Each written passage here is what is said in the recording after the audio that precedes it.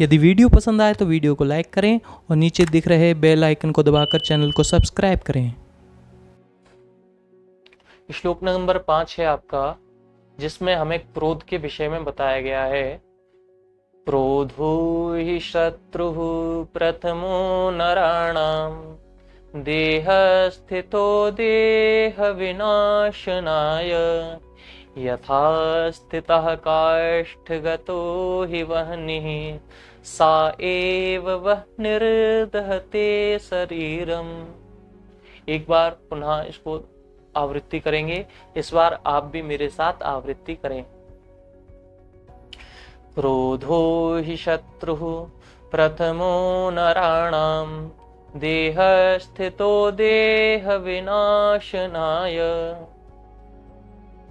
यथा स्थितः काष्ठगतो हि वह्निर् सा एव वह्निर्दहते शरीरम।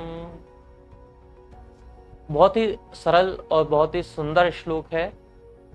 इसमें बताया गया है क्रोधो ही शत्रु, क्रोध ही शत्रु है। प्रथमो नराणाम, पहला इंसानों का, मनुष्यों का पहला शत्रु क्या है? क्रोध। क्रोध ही शत्रु है पहला मनुष्यों का। देह स्थितो, कहाँ रहता है? देह स्थितो, देह में रहता है। जैसा कि प्रथम श्लोक में बताया गया था, आलस्यम ही मनुष्याणाम शरीरस्थो महान रिपु। आलस भी शरीर में रहता था, शरीरस्थो, और ये क्रोध भी शरीर में रहता है।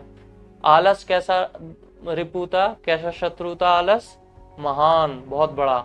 और क्रोध कैसा शत्रु है? पहला शत्रु। सबसे पहला शत्रु मनुष्य का कौन है? क्रोध। क्रोध ही शत्रु है पहला मनुष्यों का। देह स्थितो, देह में रहता है। स्थित कहाँ पे है? देह में। करता क्या है? देह विनाशनाय, देह का विनाश, देह के विनाश के लिए है। जैसे कि यथा स्थित, यथा माने जैसे, स्थिता माने रहती है, काष्ठगतो ही वहने, काष्ठगतो माने काष्ठ के अंदर, लकड़ी के अंदर, ही वहनी माने अग्नि। जैसे अग्नि जो है वो लकड़ी के अंदर रहती है। लकड़ी के अंदर कैसे रहती है? कई बच्चे सोचेंगे। तो आपने सुना होगा कई बार जंगलों में आग लग जाती है, लग जाती है। जैसे कि साउथ अमेरिका के जंगल में लग जाती है, ऑस्ट्रेलिया के जंगलों में, अफ्रीका के जंगलों में, कई बार भारत में भी लग जाती है। तो ये जंगलों में आग कैसे लगती है? लकड़ी माने पेड़ जो खड़े हुए हैं, जब वो गिर जाते हैं एक दूसरे के ऊपर, तो लकड़ियों का एक दूसरे से जो घर्षण उत्पन्न होता है, उस घर्षण से अग्नि लग जाती है। अब वो अग्नि कहीं बाहर से नहीं आ रही है, वो अग्नि पहले ही लकड़ी में मौजूद है। इसी प्रकार क्रोध कहीं बाहर से नहीं आ रहा है हमारे शरीर का विनाश करने के लिए, हमारे शरीर के अंदर है। कईयों ऐसे लोग होते हैं, देखने में दुबले पतले हैं, निर्बल हैं बिल्कुल, लेकिन क्रोध बहुत आता है उन्हें। देखे होंगे आपने ऐसे लोग जिनका शरीर बहुत कमजोर है और क्रोध बहुत आता है। तो अगर वो क्रोध आता है उन्हें और वो किसी से लड़ने पहुंच जाएं, तो क्या होगा? उनका विनाश होगा, है ना? हाथ पैर टूट जाएंगे क्या तो, या फिर विनाश हो जाएगा। तो यही कहा गया है, क्रोध इंसान का क्या करता है? विनाश। जैसे कि लकड़ी के अंदर क्या रहती है? अग्नि। और वो अग्नि क्या करती है? यथा स्थितः काष्ठगतो ही वह्निर् सा एव वह्निर्, वह ही वह्नि, वह्नि माने अग्नि, वह ही आग, दहते शरीरम, जलाती है शरीर। दहते का अर्थ हुआ जलाती है, शरीरम माने शरीर को। किसके शरीर को? लकड़ी के, है ना? लकड़ी के अंदर रह रही है और लकड़ी के शरीर को जलाती है। ऐसे हम मनुष्यों के अंदर जो क्रोध रूपी अग्नि है, वह हमारे शरीर का विनाश करती है। इसीलिए हमें क्रोध नहीं करना चाहिए। जितना हो सके क्रोध से बचना चाहिए। ठीक है, उम्मीद करता हूं आपको ये श्लोक समझ में आ रहे होंगे। एक बार पुनः इस श्लोक की आवृत्ति कर लेते हैं। क्रोधो हि शत्रुः प्रथमो नराणां देह स्थितो देह विनाशनाय यथा स्थितः काष्ठगतो हि वह्निर् सा एव वह्निर्दहते शरीरम। अब इसी पाठ का श्लोक नंबर 6 पढ़ेंगे। तो श्लोक है आपका जिसमें संगति के बारे में बताया गया है। इसका उच्चारण कर लेते हैं। मृगा मृगैः संगमनो व्रजन्ति गावश्च गोभिः तुर्गास्तुरंगैः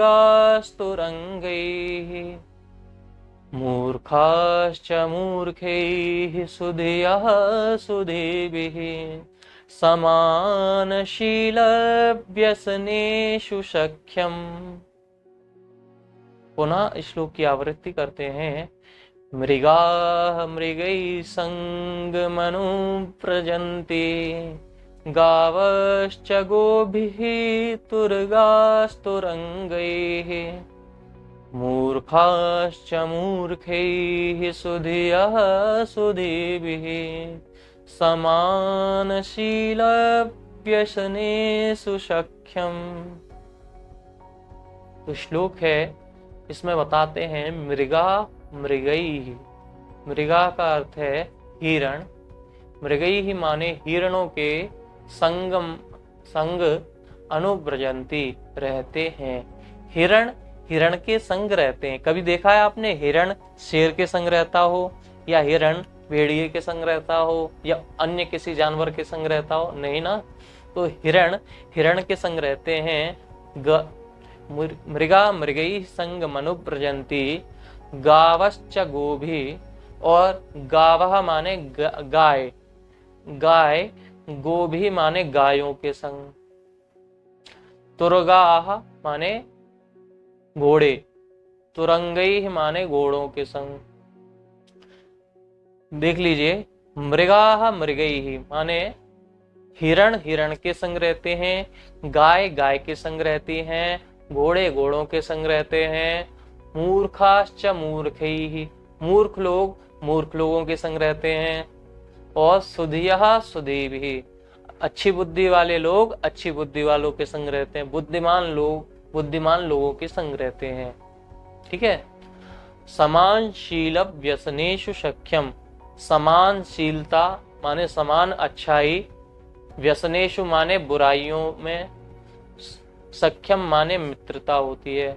समान अच्छाई और समान बुराई वालों में ही मित्रता होती है।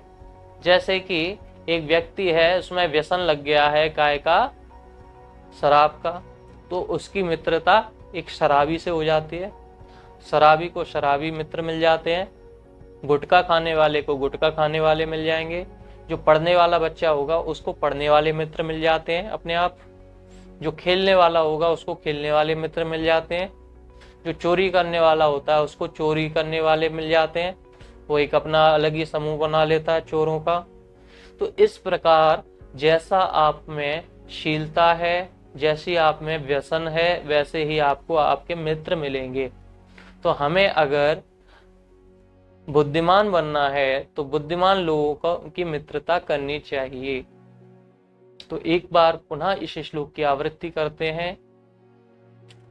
मृगा मृगैः संगमनो व्रजन्ति गावश्च गोभिः तुर्गास्तुरंगैः